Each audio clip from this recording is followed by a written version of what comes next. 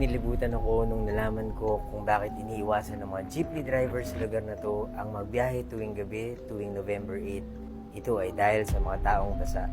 Story time. Kumakain ako ng hapunan kasama ang mga kaibigan kong taga Eastern Visayas nung kwento nila sa akin ang isa sa pinaka nakakatakot na kwentong multo dito sa Tacloban. Tuwing November 8, konti lang daw ang bumabiyaheng jeep at tricycle tuwing gabi dito sa Tacloban. Hindi dahil konti o wala ng pasahero, kundi dahil merong mga pasahero na ayaw nilang masakay. Ako nga pala si Buji at mahilig ako mag-story time. Kung di nyo pa ako fina-follow i-follow nyo na ako. Tinatawag nila yung mga pasaherong to na taong basa. Tinanong ko kung bakit taong basa yung tawag sa kanila at tumaas yung balahibo ng kaibigan ko habang kinikwento niya. May mga hindi inaasahang pasaherong sumasakay sa mga jeep at tricycle tuwing November 8. Normal naman ang lahat. Kaya lang, paglilingunin ng driver tong mga pasaherong to, bigla na lang mawawala. Pero may mapapansin yung driver sa pwesto kung saan umupo yung taong nawawala.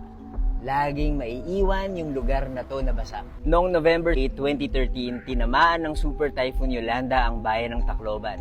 Mahigit 2,000 katao ang namatay sa lugar na to. Madaming nalunod ng dahil sa storm surge at nakita na lang ang mga basa nilang katawan na walang buhay. Sana lang hindi ako tinatakot ng mga kaibigan ko. Pero ang kwento nila, marami raw drivers ang magpapatunay na may nasakay na silang taong basa. Mag-aalas 12 na dito sa Tacloban at susubukan kong sumakay ng jeep. Sana lang tuyo yung upuan ng masasakyan ko.